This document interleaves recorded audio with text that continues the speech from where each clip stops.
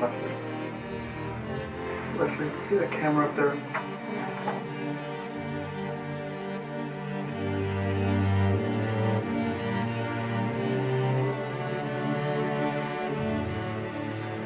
So I went up and I called 911. And I didn't go to the basement, but when I was on the phone, I could see that there was blood across the family room floor. And Jennifer's school bag was by the basement steps.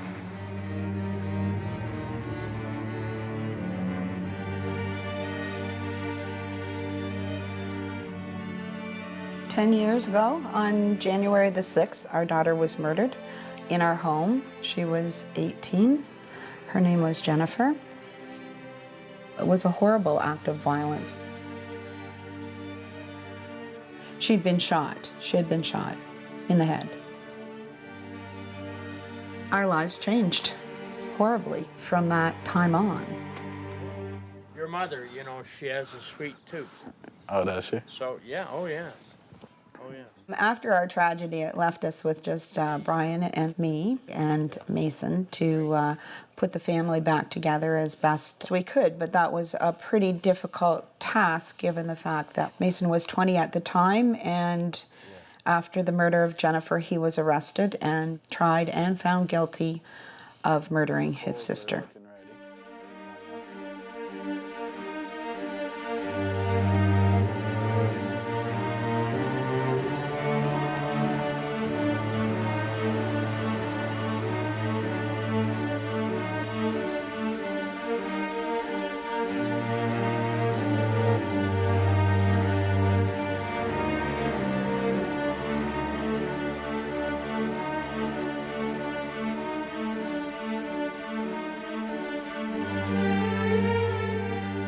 Jennifer had sustained 3 gunshot wounds to the right side of her head, from the temple over the right ear, and she sustained 2 gunshot wounds to the chest area, in and around the area of the heart.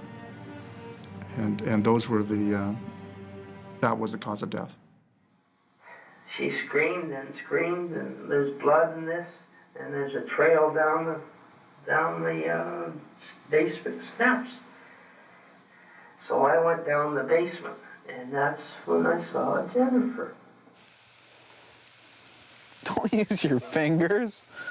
Don't use your fingers. Get your finger out of there. Did you wash your hands? Absolutely. Not. There you go. Is this a two-person operation? This is a two-person operation. Absolutely. Because they're defrosted. From the time of the crime through to the time of our first family visit, we had never been alone without supervision. They did not want us to have a visit with the 3 of us at all. They said, we don't want to give you private family visits because we view you as a risk to your parents, or possibly your parents as a risk to you. Mom, do you want to turn on the oven? For the French fries? Mm-hmm. So. One of the concerns was the length of time we would be alone with Mason when we made a visit.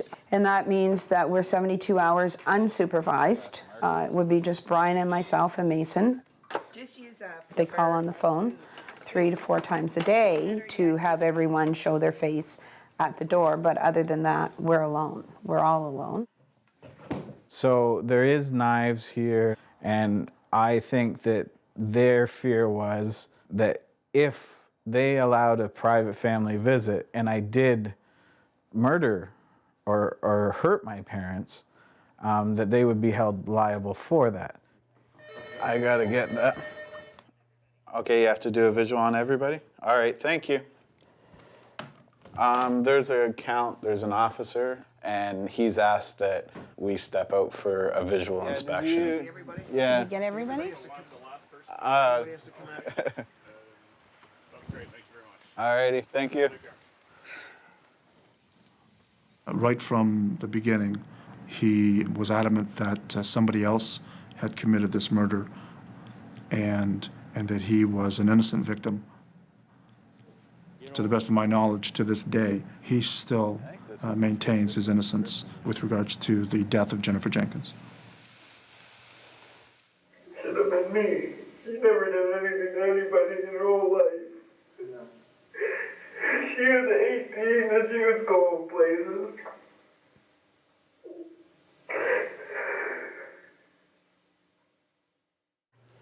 For what we're about to receive, may the Lord make us truly thankful and ever mindful of the needs of others. Amen. Thank you. Amen. Is that possible? He just wasn't violent. I think we're done. He was wanting desperately for us to believe him. So it was out of the question in your mind that it was a deliberate act of murder on Mason's part? Absolutely. Absolutely. I just can't imagine. I can't imagine that he would actually hurt Jennifer. Can you think of any reason why he would? No.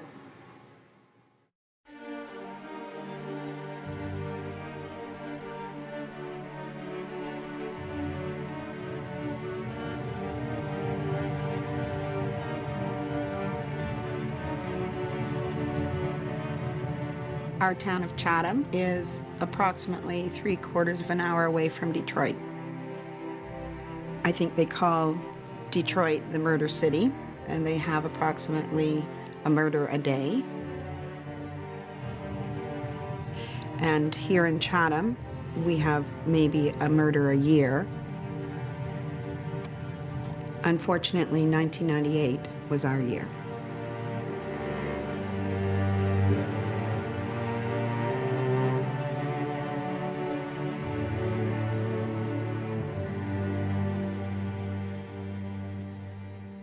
So the night that Jennifer was murdered, we came home. Brian had been getting his car fixed, and I had picked him up. Probably 25 minutes earlier, I had talked to Mason. Mason was sounding fine, very natural, no problems, no concerns.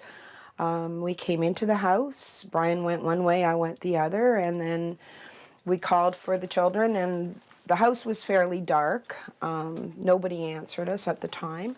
And then finally I came to the basement and decided that we would have a look downstairs to see where they were and what was going on. So I went partway down the stairs and looked to my left, and I saw a body.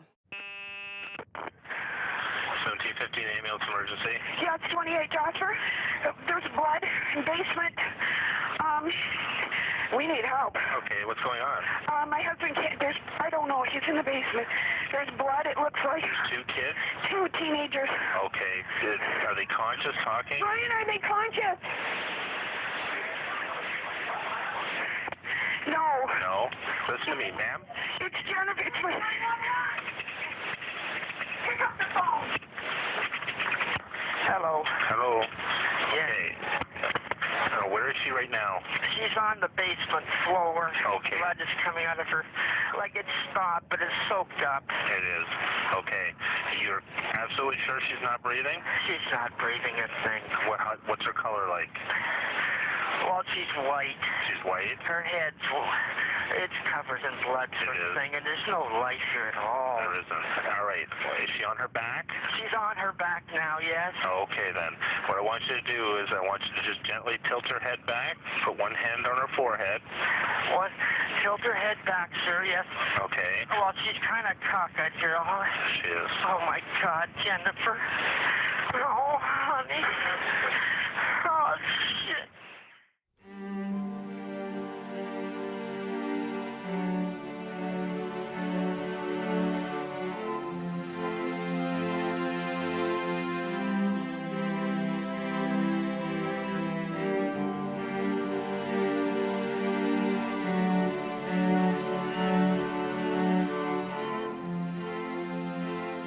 I mean, we knew that this family unit consisted of 4 people, and one of them was missing.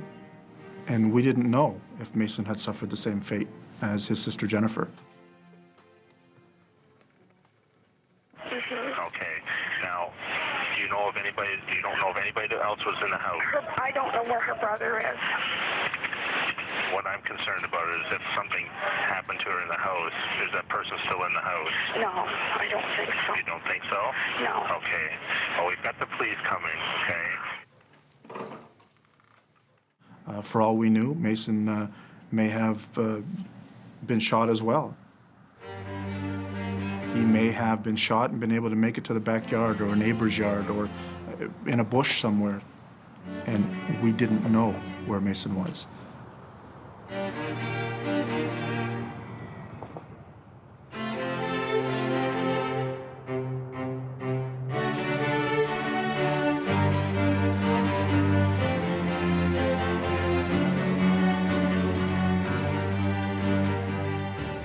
So you're saying that on the night of the murder, he actually fled from the police on horseback? Correct. I went to my cousin's house, and so I saddled her horse. But I wasn't really trying to hide, and I wasn't really trying to get away. You know, when you ride a 1,200-pound animal through the middle of the city, across 3 or 4 major intersections, you're not really trying to hide. The death of Jennifer, occurred sometime between 4 in the afternoon and basically 5:10 p.m. We needed to get as much information as possible as soon as possible. You okay, Brian? Yeah. My first interview with Brian was approximately 7:30 p.m. That was, 2 hours, 2.5 hours from the incident. Camera up there? Yes. No, I know this is difficult for you. Do you remember what she was wearing when you went downstairs? Well, that's it. Like she had a pair of slacks on. She was fully, but everything else was blood. I'm sorry. It was blood. Like her corduroy jacket was soaked. I tried to stop, but she was dead. Shit. Oh. I'm sorry, Brian. So am I. So am I. What the hell?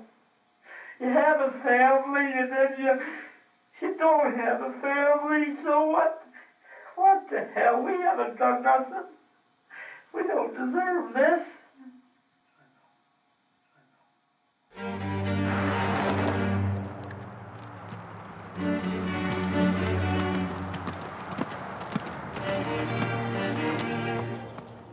I rode to the end of our street, and I wanted to make sure my parents were okay.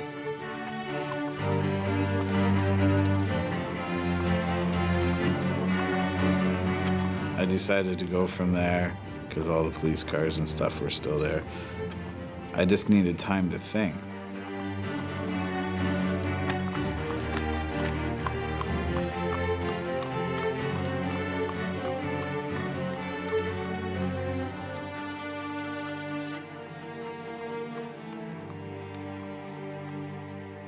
He's always been in trouble, but it had never, ever been anything violent like this. He had stolen cars, and he had been robbery and things like that. He had never assaulted anyone.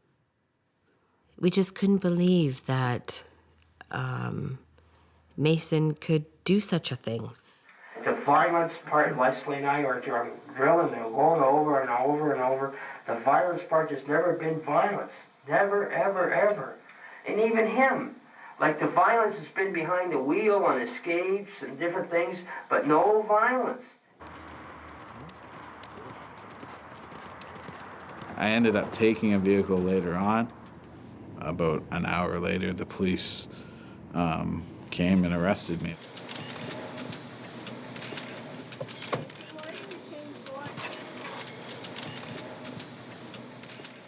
Mason, this is Detective George Vieira. I'm here to talk tonight. You okay?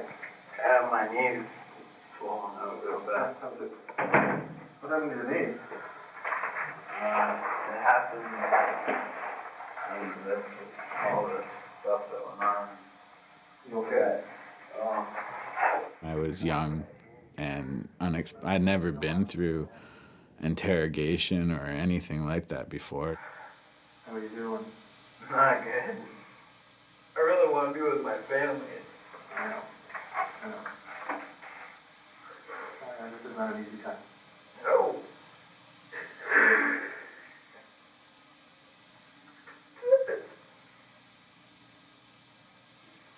There's no way that should ever happen. It was because of me.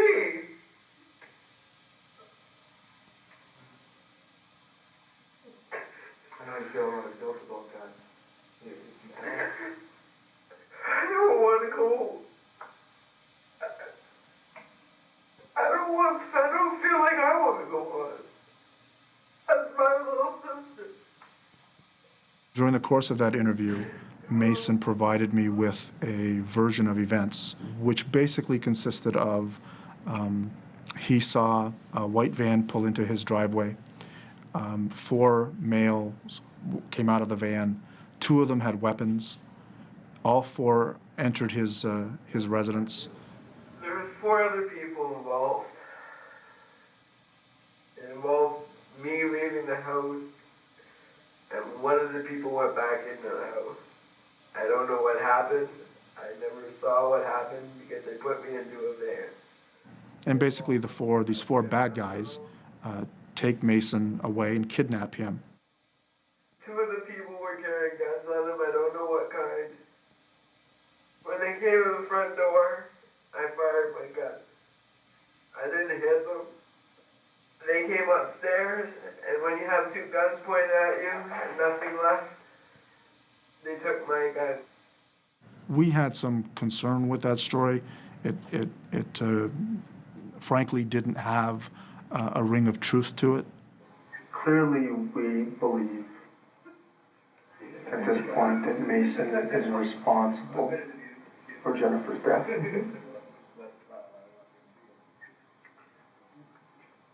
We wonder why.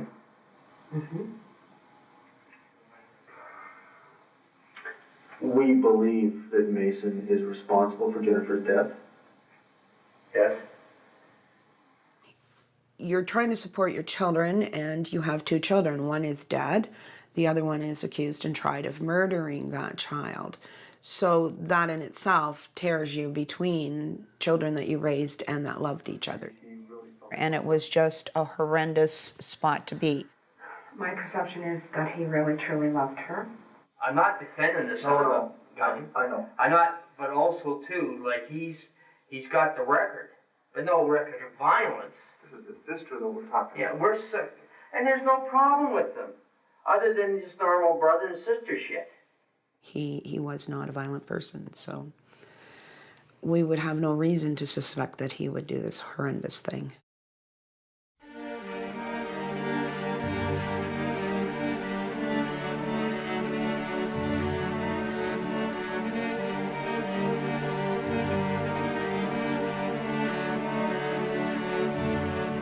Brian and Leslie chose to support Mason.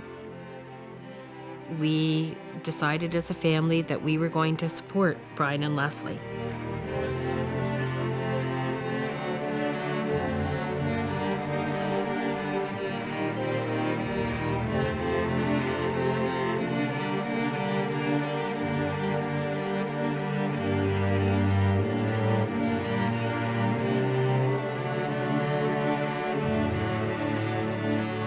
We did have a call from Mason, and he claimed that he was innocent, and at that point it was, we can't deal with this, whether you're innocent or not, we just have to wait, because at that point we were also trying to deal with the death of Jennifer and the arrangements and making a funeral and a tribute to her while we're still being questioned by the police.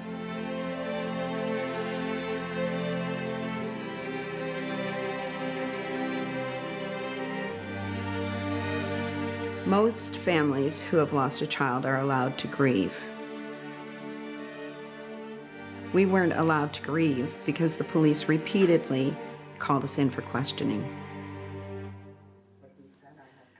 What was worse, the police wanted us to say things that would help them convict our son. That's a horrible thing for a parent. But there's only so much right now. We're dealing with what we got to deal with, and Absolutely. if you don't have to tell me, Okay. I know it's not pretty, okay? But right now, we sort of need to keep Jennifer pretty. Absolutely. Okay. Brian said to me, I'm racking my brains trying to understand why. And I'm trying to keep people from asking that question at this particular And Brian time. says to me, and my wife tells me, right now, we can't worry about why. Mm-hmm. And today, we can't do that. Mm-hmm. I can't. I know. We have to get through this, and at this particular point, for you to know, Jennifer was a little perfectionist. If she was going out, things had to be pretty perfect. She was very slow and methodical, and the hair had to be right. And it was just, she was a nice kid anyway. But the kids called her Pokey, and she had a necklace of Pokey. And in this particular instant, we will not get another chance to honor her. And it needs to be right. And we don't get to do it again. And I can't conjure anything else. I know you need to. I know it needs to be done, but I can't go there. I know. Okay? I can understand that.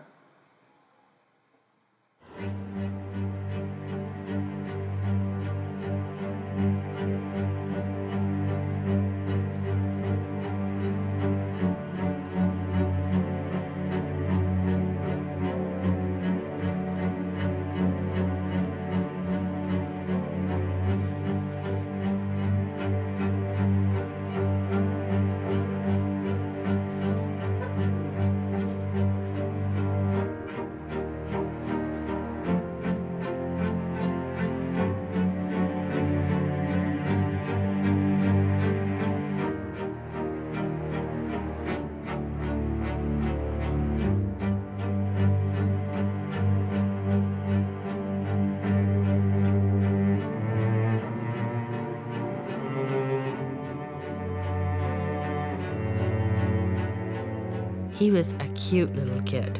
He was, those dark brown eyes. They were both cute as buttons when they were little. Boy, he was a cowboy, and yeah, he loved the horses.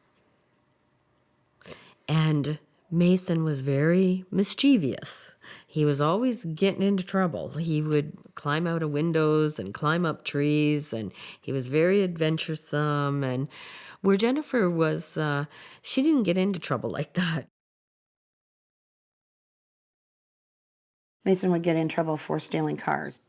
And oftentimes he would take them, have a little joyride, bring them back, fill them with gas, wash them, and if he could put them back in the person's driveway, he would put them back. A lot of criminals come from homes in which there are serious social problems, drugs, alcoholism, and crime, and so on. Was this the case with your family? No, heck no. We did not partake in drugs or alcoholism or whatever the heck that is. It's Brian. Brian Jenkins calling. Hi. No, you're a valued account of mine. And I'm a sales agent. We sell industrial chemical to factories, transportation, like is in big commercial fleets. No problem. And appreciate your business. I originally started off as going to school to be a public school teacher, and I did that for a while. And then gradually I got into the field of mental health and became a mental health worker. We just were normal folk. We don't.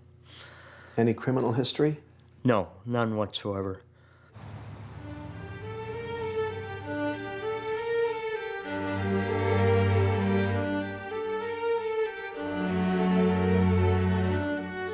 The trial went on for 3 years.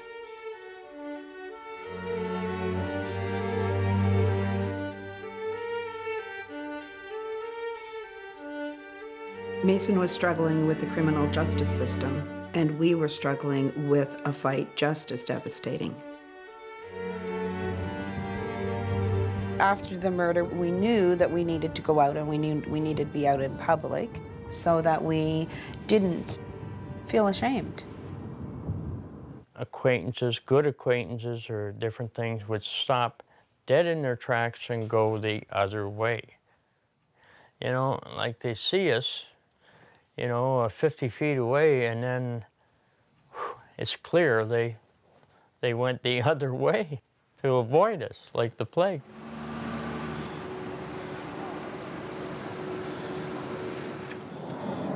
Ready? Come on, girls. Some of the family could escape the stigma.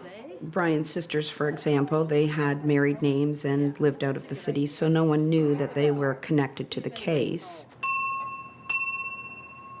Who's that? Somebody ringing the bell? Yes. Oh, look at them. Hey. Hello.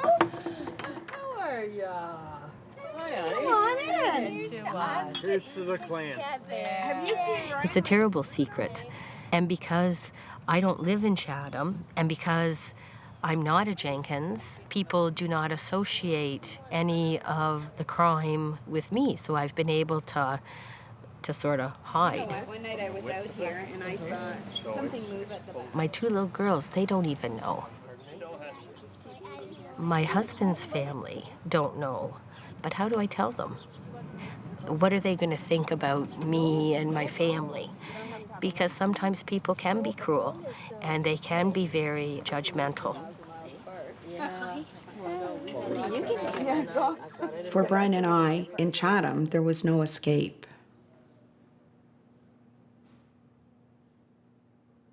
We sort of are imprisoned because we can't get out of this life. In a way, it's a life sentence for us, too.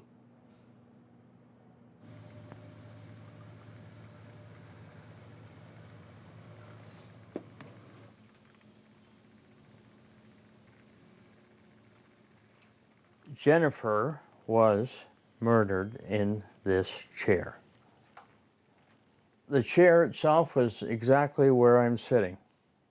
Right exactly where I'm sitting is basically where it was a large wing chair, and it sat right here. Behind me there was a coat rack, about 3.5 feet high. She was doing what she does, is eat popcorn and watch her soap, and the TV was over to the right of the room, and she was murdered. And there's people that have approached us, why in heck would you like to stay in the house of well, that's our home. That's our home. That's all our good feelings and things. Like, we've been here for years, since 1981. And so, never given me a second thought about living anywhere else other than just here. Mm. And then in retrospect, of course, you know, all the rest of the we stuff didn't that think goes. of selling, but who would want to buy it at that point?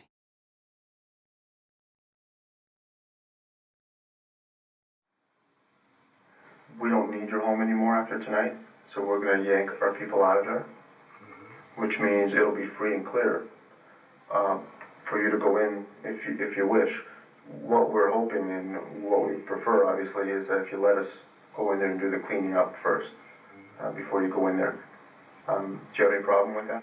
You haven't done any of this cleanup yet. No, and that's why we want you in there.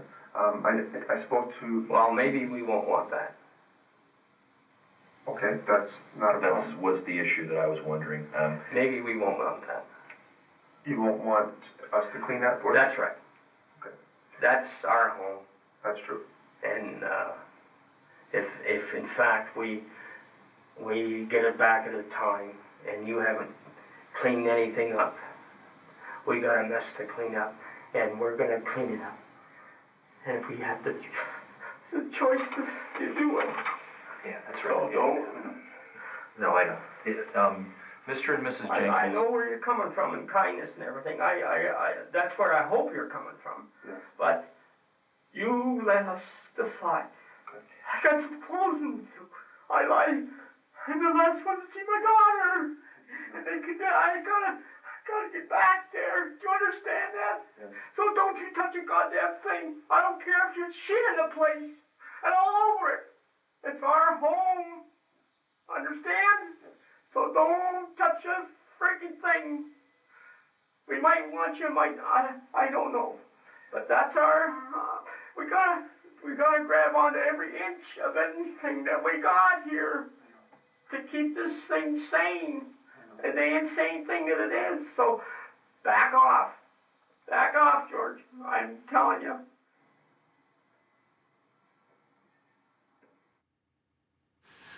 Oh, Brian. He's just really suffered and aged, and he's lost over 100 pounds. He's developed diabetes. He used to be so jovial and happy and bubbly and always the joker, and you can tell that he really has to try. He wept. And I remember holding him and him saying, I'll never be able to walk my baby down the aisle. And he was just sobbing.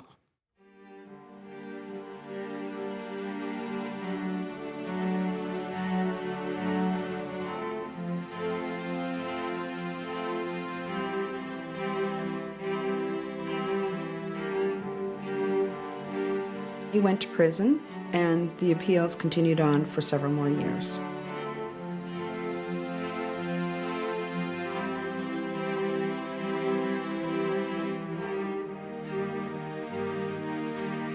From the initial meeting with Mason Jenkins, he was adamant he did not kill his sister. There was 4 men came to the house. They shot her because of some debts he had or something to that effect. And from that point on, he never once changed his story. He was not responsible. He was going to appeal it. He was clearly wrongfully convicted. He was innocent. I'm sorry, but my lawyer said not to say too much because he wants to look into some things about.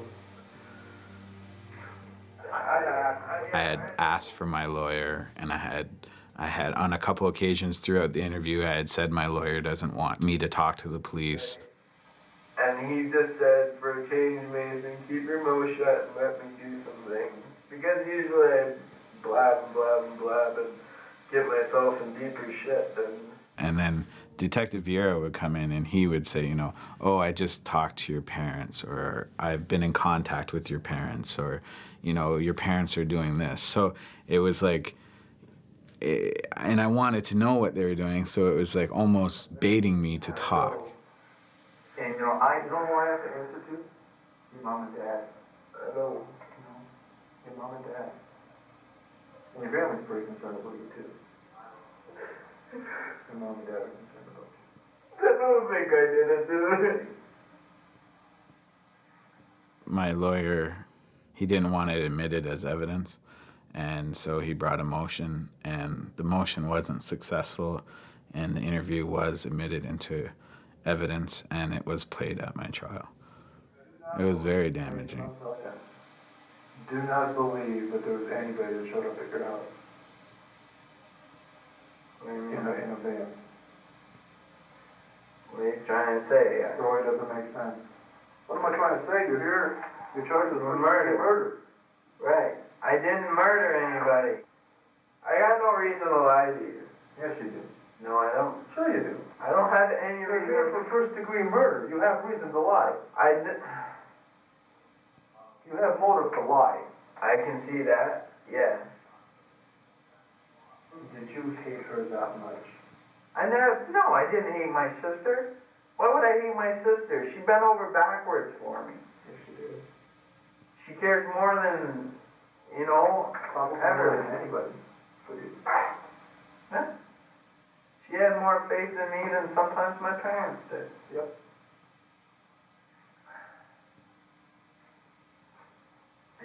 I got no reason to hate her. I got no reason to blow her fucking head off. I have no reason, whatsoever to do anything like that. I told you she was shot in the head.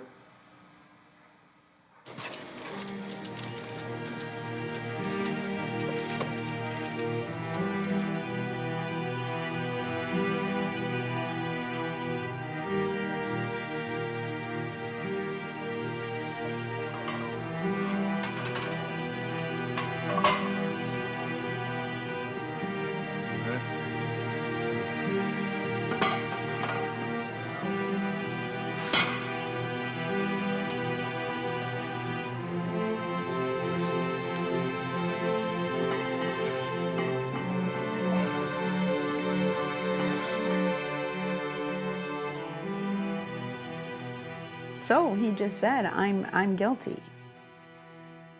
For myself, it was more freeing simply because now he was telling the truth. Brian had put much more into the belief of innocence for yourself, right? Although I've already put the closure to admitting to myself that our son did kill our daughter, and that's good enough for me. And this is as good as it gets for us to move on as a family unit, you know. So, one last thing about this: do you have any idea why he did it? I think it was myself. Okay. I think it was just a terrible, terrible freaking accident.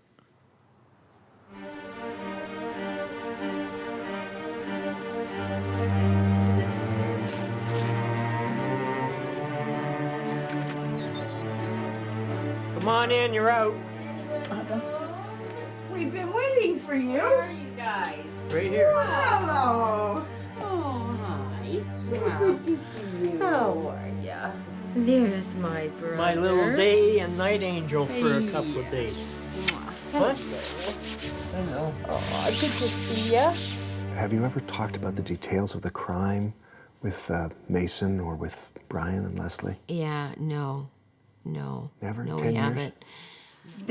This is where we've been recording his blood sugars. Yes. But we've used that. We can't have an honest and sincere, real relationship with him or with Brian and Leslie until we're able to talk about things freely. Okay, Brian, it's time for me to go. Yes, go see your son. Give me kisses. Safe trip. Oh, be good. We Don't are get not caught at a hard people with guns, and we needed to know how the gun got into our house. You know, it was just inconceivable that this would have been anything but an accident.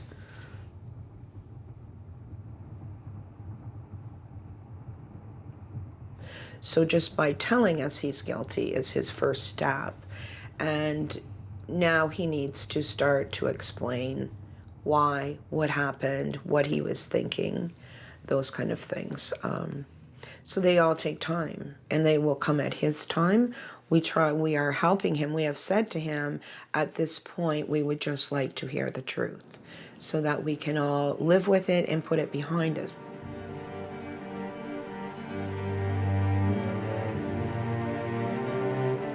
I think we just kept it, you know, he's ours, he's our son, Jennifer's our daughter, and in the family unit, it's time to tell the truth, but we didn't go through the steps, step by step. We didn't see the purpose in knowing all the details. There's enough pain to deal with. It sounds terrible, but, you know, Jennifer was dead, and there isn't much beyond that can get more horrible, and, you know, you have to deal with that. Her death and the fact Mason's guilty. How the hell would this happen? And I couldn't get it around my head that my son would kill, our son would kill our daughter.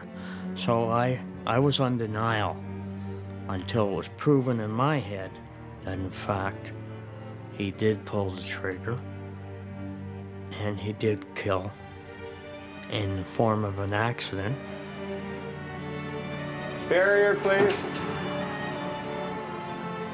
We know the truth. We know as he said, he's responsible for it. So we would like just to put it behind us so we can continue on, not to forget, but just to get this big elephant out of the room, so to speak. Just to get it on the table and move past it.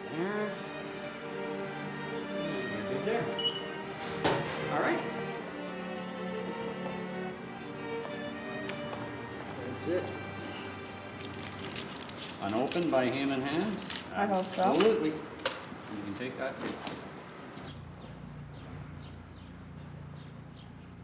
I don't know what people are looking for, what facts, what, why they want to know.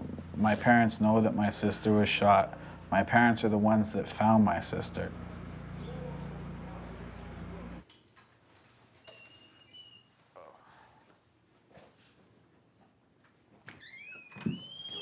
Hello. Oh, hello there, honey. How are you? I'm good. I'm happy to be here. Happy to see ya. Here we go. Get the formalities out of the way. The formalities. You have a good drive? Yes, I did. A good drive. A long drive. Yeah, let's put this here. Suppose you want to pat me down?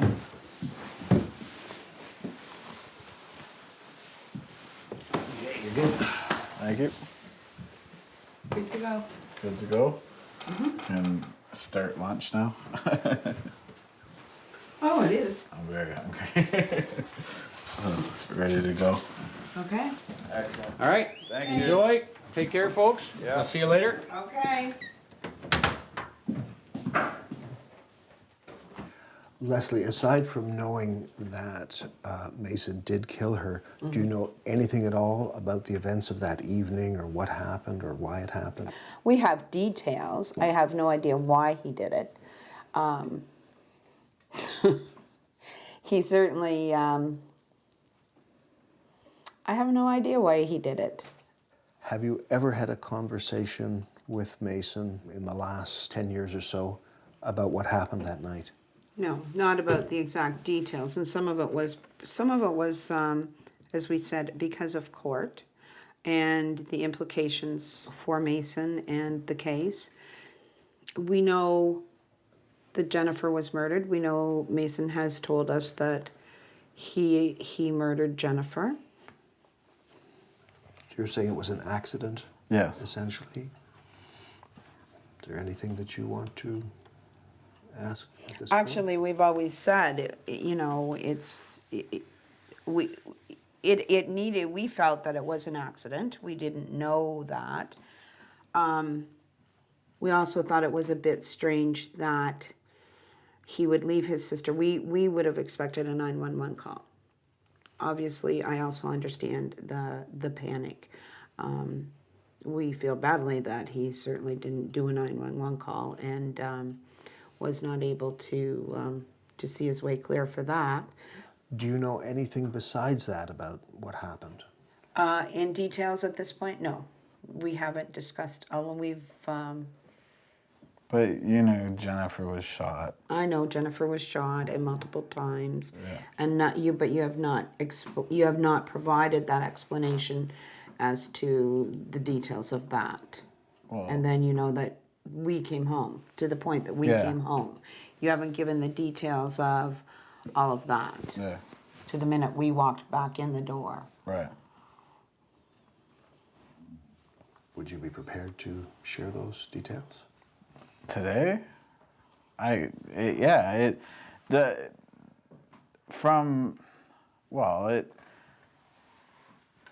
Yes and no. I'm prepared to share the details, but it's some of it I've blocked out of my mind as well. So I basically what happened was I came down the stairs. I had the rifle at the coat rack. I put the rifle on top of the coat rack. I hit the rifle and the rifle went forward. When I grabbed the weapon went off. And that's the initial shot. So after that, there was a series of, I checked for a pulse. There was no pulse. She wasn't breathing. I didn't, any of that. And there's things that I don't want to discuss, and there's things that I choose not to remember. So that's it in a nutshell.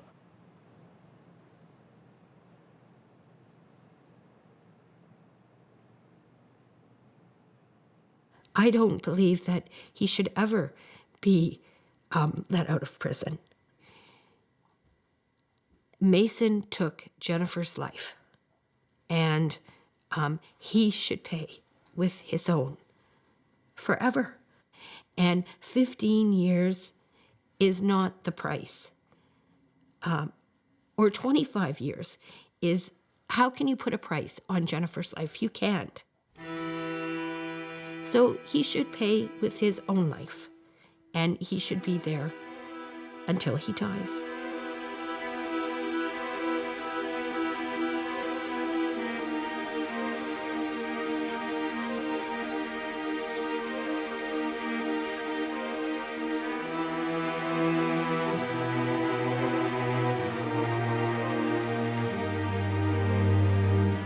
Count up. This is a stand-up count.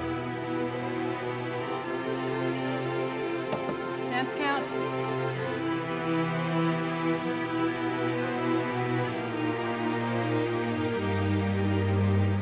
I am part of Mason Jenkins' case management team, which consists of himself, his parole officer, and myself.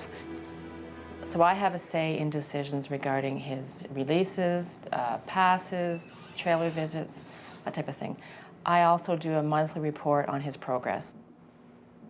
And I grabbed the gun, and when I grabbed the gun went off. Then that's when my sister got shot. So she's on the floor. Yeah. And she's clearly, in your mind, she's clearly dead. She was in the chair. And she's in a chair. Yeah. And then what did you do? That part's hard for me to talk about, because I started thinking about what can I do, and then for some reason it's like, I'll make it look like somebody else did it. When I came up with a story, I'm like, well, somebody isn't just going to shoot somebody once. So that was the hardest part. I was multiple shots. So, but because when you go to the parole board, you know, they're going to go through step by step, every little thing. Yeah. And some of it I think they're going to find hard to believe. Yeah. Because I mean, from what you told me, Yeah. your sister and you were really close. Yes. So for me, I find it hard to believe that you could just shoot her and then just leave. I was, when I was there, like I said, I was emotional, I was upset.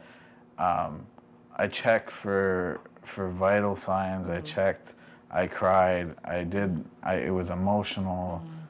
Because to me, someone who you loved and your sister who's so close, to point a gun at her and shoot her 4 more times. Afterwards, I know. And then I think, did you move the body and to move her? Yes.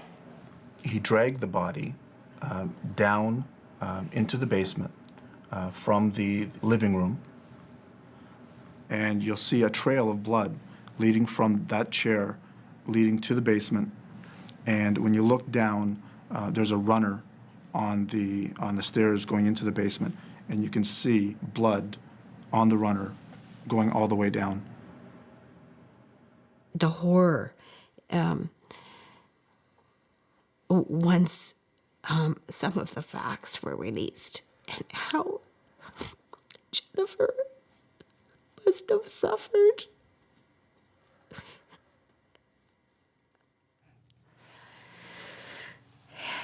I just wish Mason would have said this at another time. You know, just because Brian has been very, very sick. Is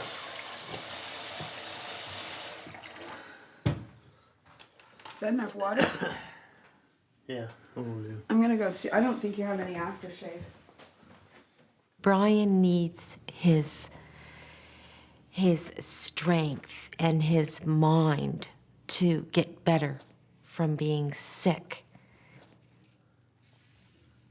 Did they really need to know at 11, 10 years later? Because they have. They've lost their family.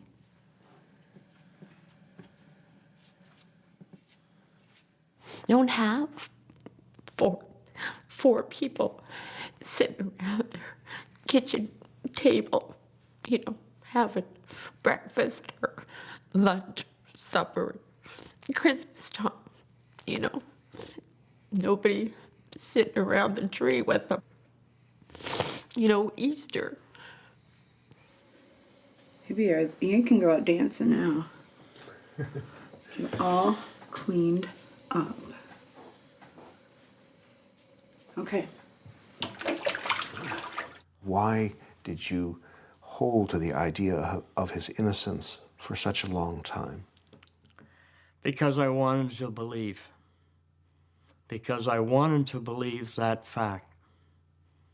But it was truly the understanding of why this would happen at all on just when it was on January 6th, and then Mason and his sister were together at Christmas, and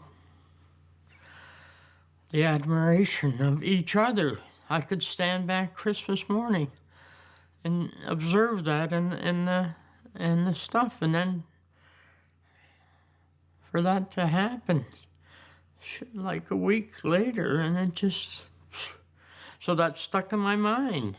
How in heck would that kind of love be a murder thing within a week?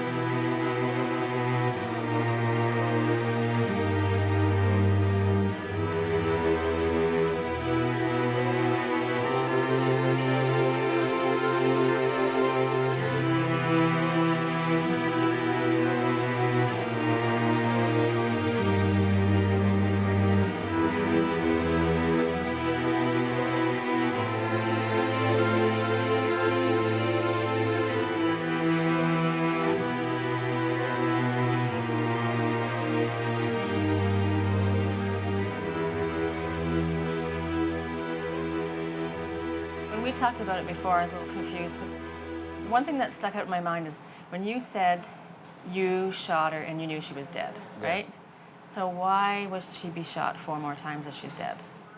That was because in my head at that time, I thought that if there was more, my story was that there was more than one intruder, and something like that. So it would look more like a gang type. So they would all come in and each one would shoot her? Like 4 shots, like here, your turn, your turn, your turn? No, I don't know, but I didn't know at the time. Because it sounds weird. I mean, I know, if you, but I'm not thinking at that time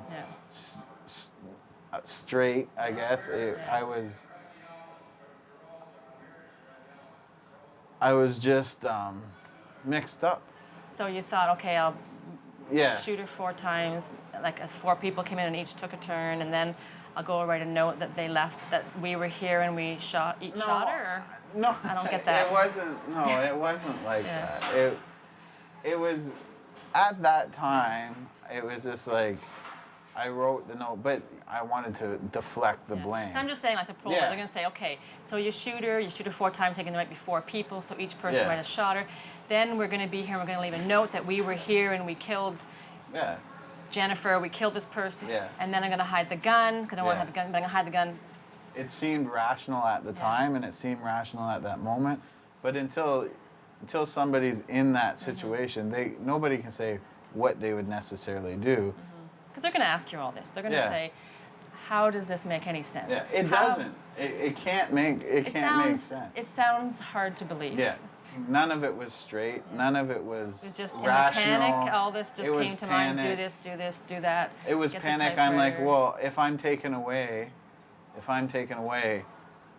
how did I have time to, I even thought about this later on. How did I have time to write a note? So some things may not make sense, but that's the way it is. I'm just playing, devil's advocate, because Yeah. to anybody who would read it would go, what?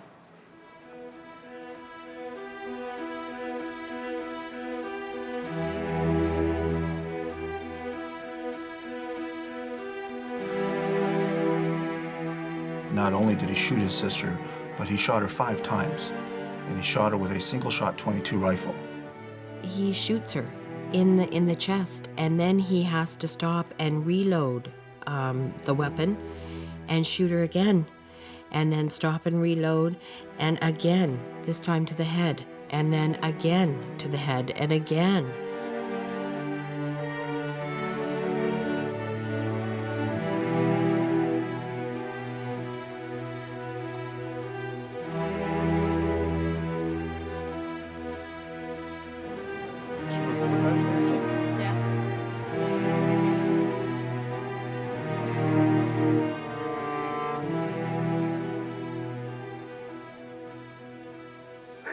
All she did was love me and care for me.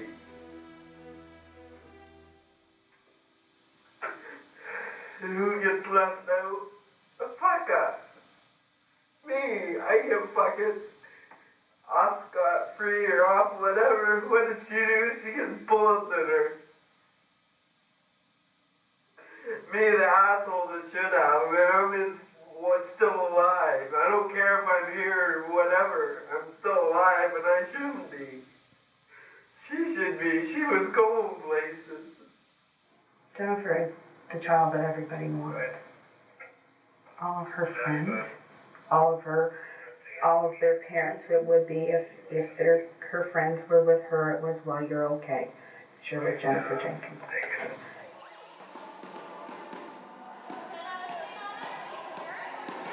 Hi, Jen.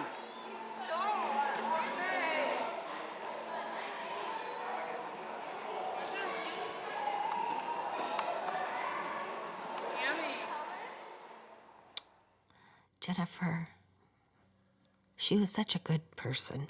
She really was. She was a good daughter. She had lots of friends. She was very shy, so she would giggle, and she just had a really sweet way about her.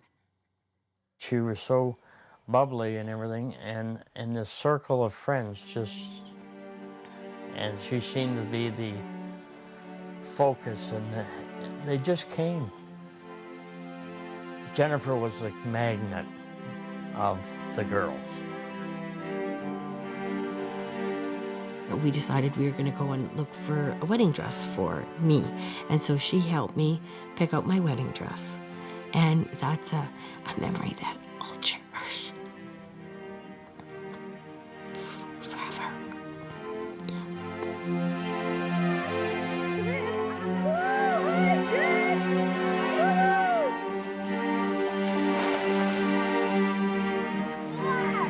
There's Jenny. Hi, Jenny.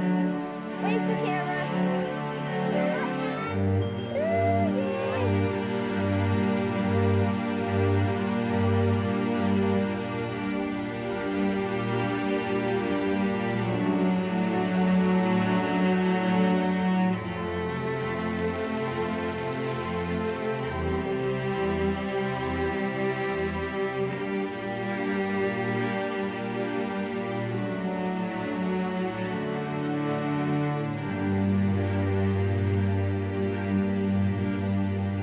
Every year on the anniversary of Jennifer's death, my mom and my dad and I set time aside, and we make sure that we have contact that day and that we all speak on that day.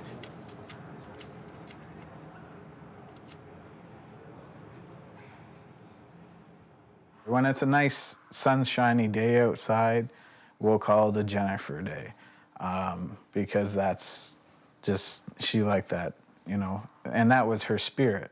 And, although I've been convicted of the murder of my sister, that doesn't change our relationship that we had and that I loved her. Hello. Hello, how are you? Pretty good. Did you do anything special, for Jennifer yesterday? Well, the special thing was your mother and I spent the day have a meal together, and that was neat. So. No. You sound a little bit whooped. No, I'm not whooped. I'm here. I'm anxious to get home and get on with it. And no, I'm not tired. Trish is coming to pick you up? Yeah. That would Tomorrow. be nice. Yeah. Yeah. That's one thing that I'll miss is I won't have Jennifer to do those things for me later on. No. In life. Nope. That's some of the stuff I was thinking about yesterday. Right. So it gets to you every once in a while, and especially on that day, especially. Yes. I sit in my cell and I think and. Yep. Yep. I'll miss that. Yeah. Yeah. So, wow. Once it was supposed to be like Mom always said after you guys are gone that we'll have each other, and now I think about, well, when you guys are gone, I won't have anybody. Yeah. So it's a hard pill to swallow. Yeah. Anyways. Here's your mom. You take care. Sign off. Yeah. You too, Love son. you. Okay. Love you back. You know that, and we'll be moving forward. There we go. Here's your mom. All right. How are you? I'm fine, thank you. How are you? All right. I've got the vibe. I was trying to talk a little bit about Jennifer, and he kind of just didn't. He seems like a little bit. I said, "Are you tired?" And he's like, "No, I'm not tired," but he seems a little bit. A little bit tired. Withdrawn, or. Well, maybe but not. it's a hard time for him too, right? Definitely a hard time, and we're not always talkers. No, we're not always talkers.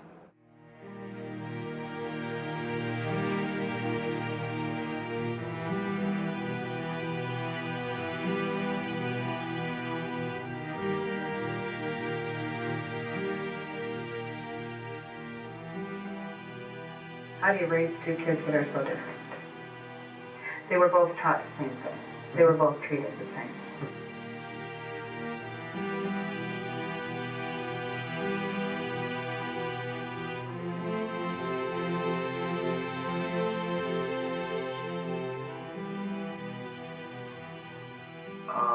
There is some indication that Jennifer was sitting in a chair. There's big indication of Jennifer. I know that. But that's not where she's found. No, it is not. And she was placed where she was found. And we once again ask ourselves why. That's right. And we say to ourselves, not only that, but it was covered up. It was covered up. And that is something that I have. Hitman that comes to your house. Exactly. They don't take time to cover it up, and I did say that to Mason. Like, not going to care. But, and please don't be offended by this, because we have to look at every possibility. I will tell you. I know, because it was after the fact that we saw the chair, that we saw the blanket. Yes. And what an odd picture it makes. If she had been left in the chair, we would have walked in the door and found her. Right away. That's right. And the person didn't want you to do that. Mm-hmm. The person wanted whoever was coming in that door to keep coming in. Mm-hmm. And you were supposed to be the next one in that door. Mm-hmm. Yeah. And that thought has been there too. And we here, after talking to many people, we have many more people to talk to, say to ourselves,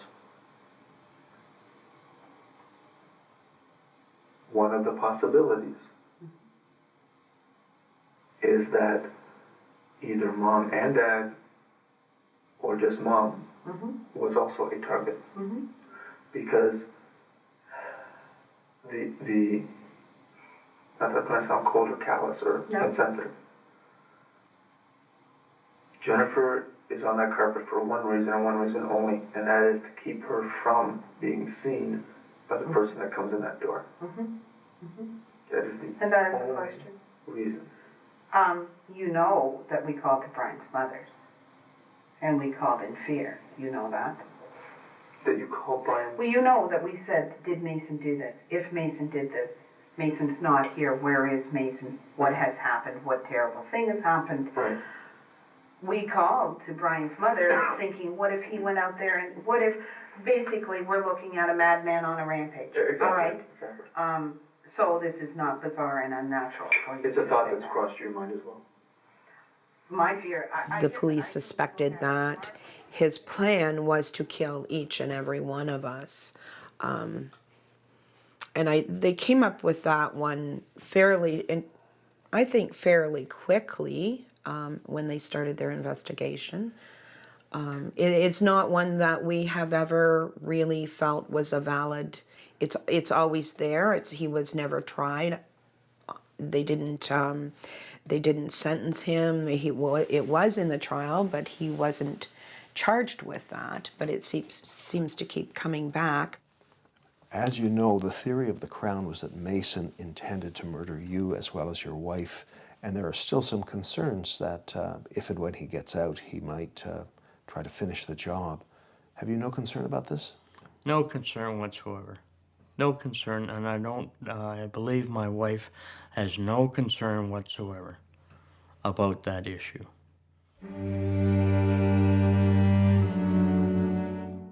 Our theory in this case is that this was a premeditated murder.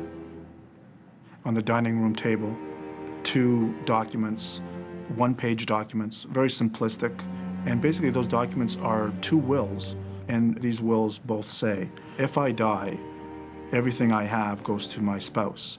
And if we should both die, then everything that we have goes to our son. What do you read from that? What do you think that says? Basically. I don't know.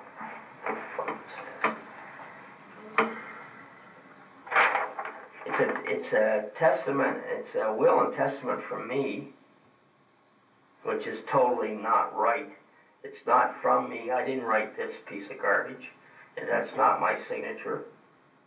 I leave all property and possessions to my son, Mason J. Jenkins, and appoint him executor. I wouldn't do that. I wouldn't do that. That's a bunch of shit. So, that's what I think of that. And that caused us, some concern and provided us what we thought was possibly a motive. I'm not really certain what made the police believe that. To this day, I don't understand. The will. I'm not really clear on the will. Mason will have to explain more of that. He wrote a will for us because we didn't have a will. So in his writing of that will, I don't know, what did you do with it? No, it was, and that's where I come into being confused about why they would leap to that conclusion. We had talks about insurance and things like that, and my parents had often said that they would have to get a will. But in the circumstance of you come home and you find that Jennifer is dead and there are wills written, they have to assume something, and I think that's what police do, is go ahead and put a plot together. I think that what they found odd was that everything was to be left to me. It wasn't that I was to get everything myself. It was I was to get it in trust of my younger sister. But you didn't write that.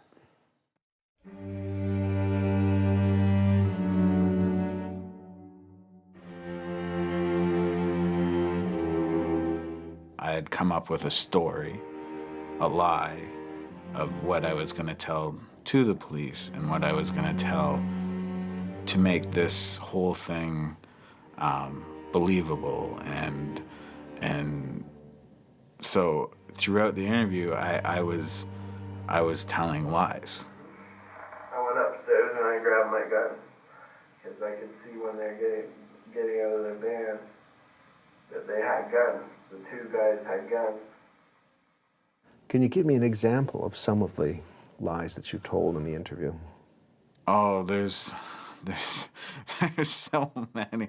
It would be easier to tell what's true. Almost everything that I told him was a lie. Two guys went downstairs and I just said, leave my sister alone, I'll go with you.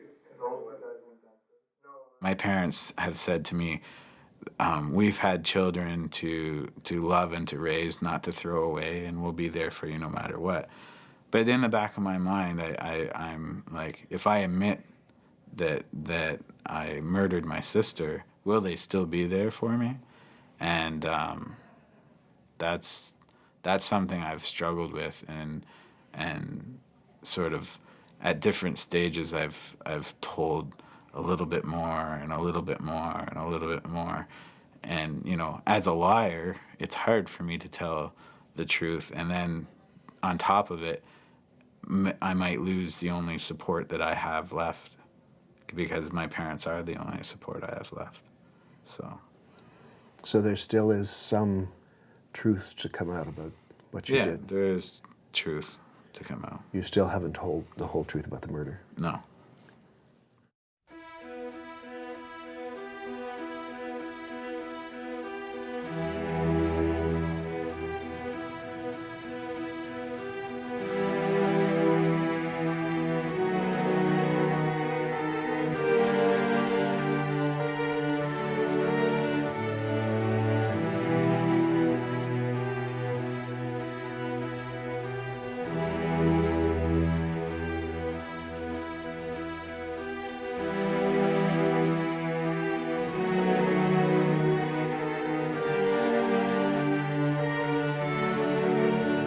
So what's going on? Yeah, it's always the first couple minutes seems to be hard to talk for some reason. I don't know why.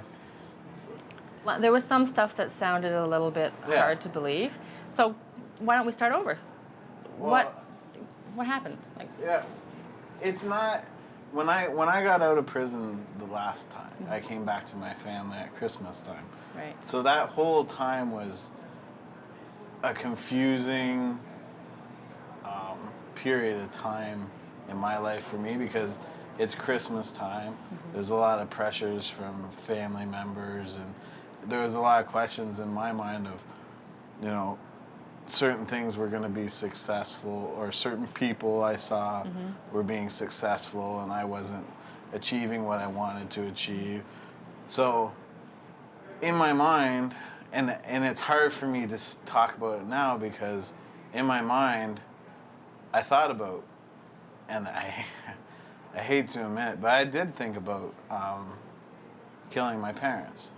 That was a thought. you thought about actually? Yeah. Really? And it was something in my head that seemed like it was the only alternative for money at the time, or it was just like at a very confusing time. If I do this, I'll get the money, and then I'll get the respect, and then, you know, things will sort themselves out. And I thought about it, and I thought about it. I planned it. It was, and nothing with my sister though. And that afternoon, that's why the gun was there. That's why the wills. Wow, yeah. I spent all day with my dad. You know that detail. Yeah. And I couldn't do it.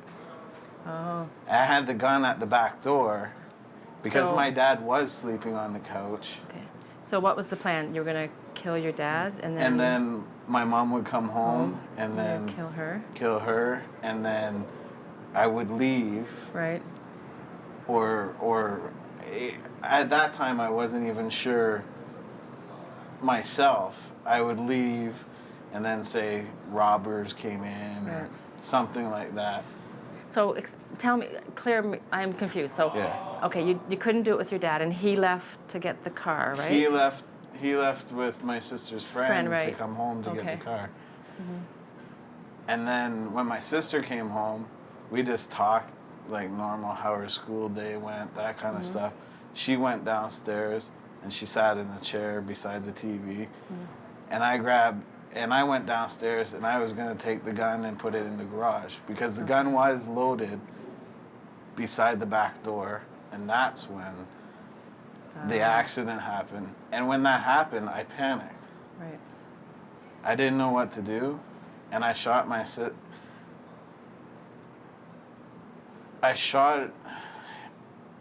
I go over in my head and it's like, I don't know, I could have phoned 911, but I shot my sister in the head it was by accident. The first shot was by accident. Okay. She gurgled and basically moaned in pain. I came around, I saw the blood coming out of the side of her head. So she was still alive? She was still alive, but not like, it was like in pain. Like people would think I was nuts to describe it like this, but it was like some sort of wounded animal. Not that I'm comparing my sister. That's the only thing I have to compare it to. So you knew she was seriously injured? Seriously injured, and I just wanted to stop the pain. And I shot her again.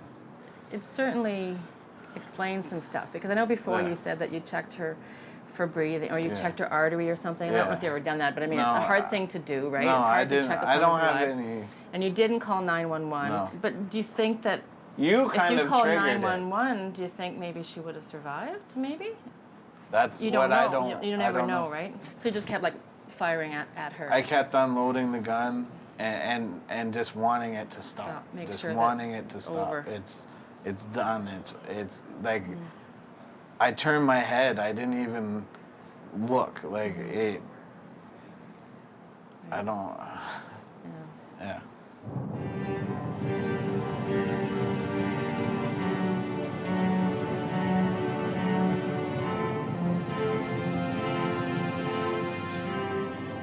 It's been a while since you've been here.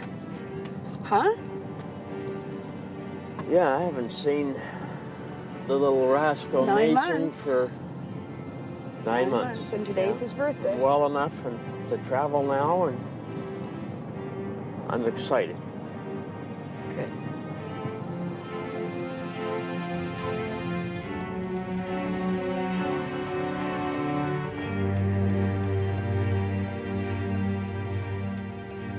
You say the time frame for the murder was about an hour, and he is now saying that it was an accident. Do you think it is possible that in that time frame he might actually have killed her by accident? No, I don't think so. Let's remember that at 4:45 p.m., Mason calls his own mother. What he does say to Leslie is, "When are you coming home? How soon are you coming home?" And our position is that that's a very telling piece of information, because he's now waiting for his second victim. And that's when he finds out that mom and dad are coming home together, and that changes his plans, because he cannot shoot two people walking in that door at the same time with a single shot .22 rifle. Just get this locked.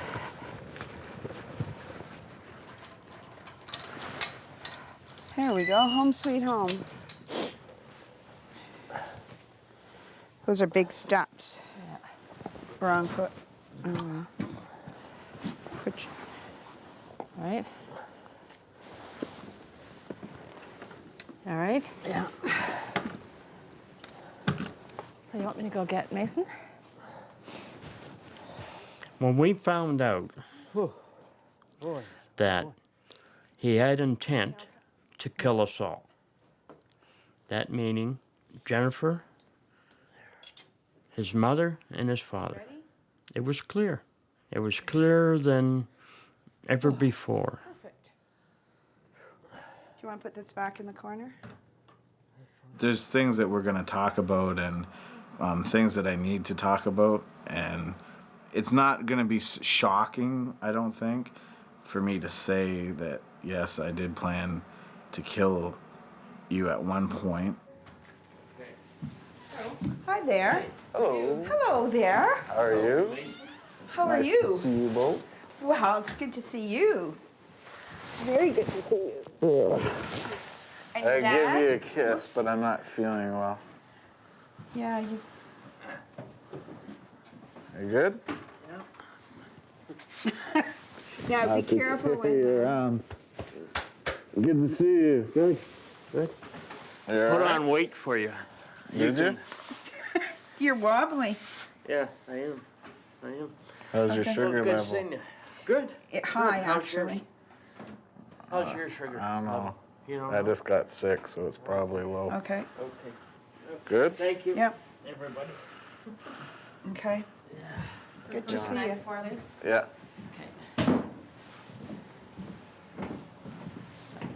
Your 4 knives. 4 knives. Everything okay? All my food. Got your foods here. Everything's Everything's clean. good? You're good? I think so. All right.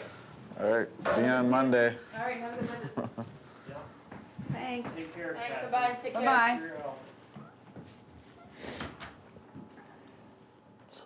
So, here we are. if I'm feeling like this, I don't know if we'll be able to get through all that food this weekend.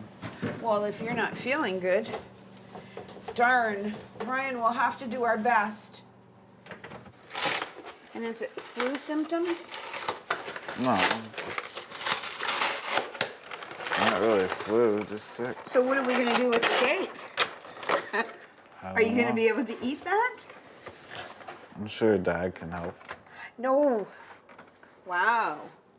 Chocolate truffle. Do you have any idea why he intended to kill you? No. Put it in something. No. I haven't got a clue. Put it in. I would come out and say, what was in your head? Why on earth you would... Number one, you killed your sister, and your intention was to kill us too. Why? Why did you have that on your mind? We were always there for him. Anytime he ran away or he always came home. It was always returning home. So to destroy the one thing that was closest to him, we have no idea why. Want a pillow? Yeah, we'll get a pillow. It's a lot of work, eh? Yeah. I was failing at life. I was failing. I didn't feel that I was being successful. I saw all my friends moving on and moving forward. I felt like a failure. And then my parents would say stuff over the phone that would sort of tick me off. And it was at that point that I had actually, the thought had entered into my head. Well, one way of dealing with the problems is to kill them. I'm not going there. What do you tell me? Thanks, Dave. And that would give me the money, and that would give me a fresh start, and that would give me nobody to question me, nobody to be authoritative, nobody to be accountable to. I could just do what I wanted. Good. Thank you. And so after I got out of prison, those thoughts were still there. And so I went home, and the whole family was there. It was difficult to face them. They all knew that I was in trouble and that I had been in trouble. And, you know, here, and I'm the only one there that's had any problems really with the law. I brought dice. Did you? So that's one. I didn't dry that out. Those thoughts kept on, they were prevalent and they were up front, and I can feel it for you. it was difficult. That's when I started to think about the murder of my parents. But it was just going and getting the rifle and going because I knew where it was. Watch your water, Dad. What's the stuff on the table? Hello? Fell back asleep again.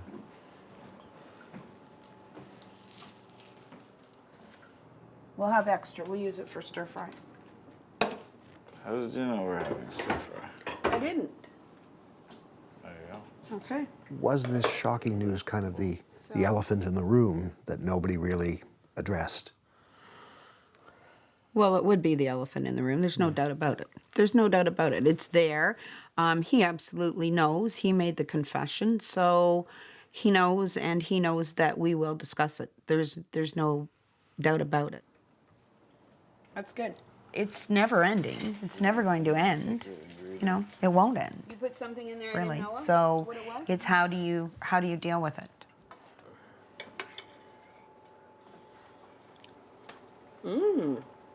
Not bad. I think you just go a little on blind faith. You just go with your gut instinct and your love for your children, and you do it. You take a piece each time and say, this much I need to know, this much I don't need to know. Low.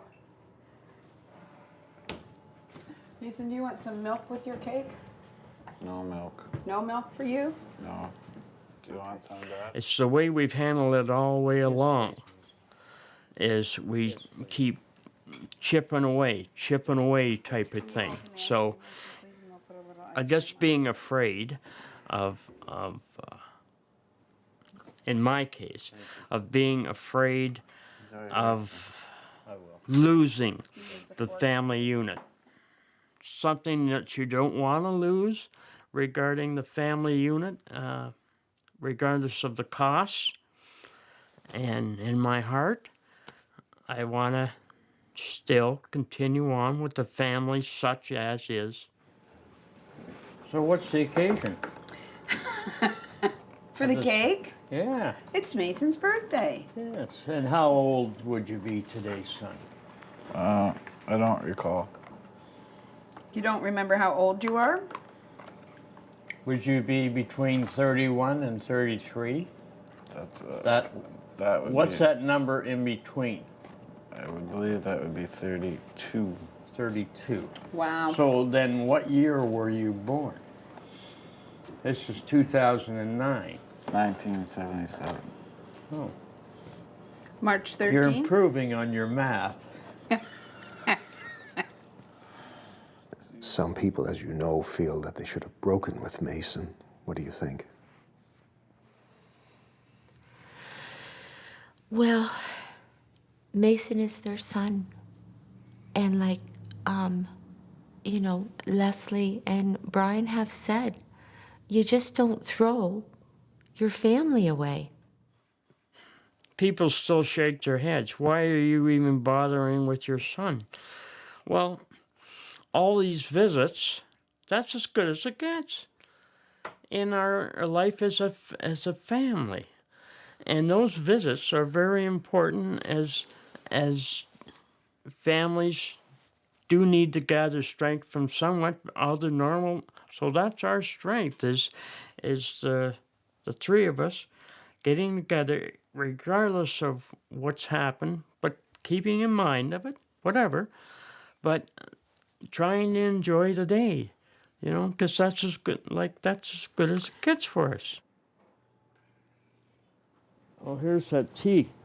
What kind is it again? It's called...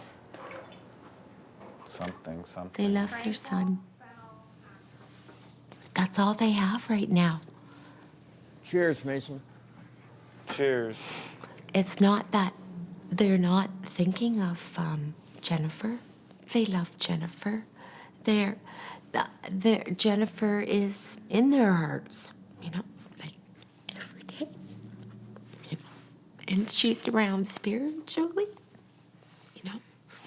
But because she's not here in body, their only child is Mason. And they are a mom and a dad. And they still have their mothering and their fathering to do with Mason. Regardless that he's in prison and he's murdered his sister. They have chose to support Mason, and they're not going to throw him away. And that's their choice. And people should respect that, or if you don't, then don't say anything at all. Don't be critical, because you have no idea what you would do if you were in their shoes every day.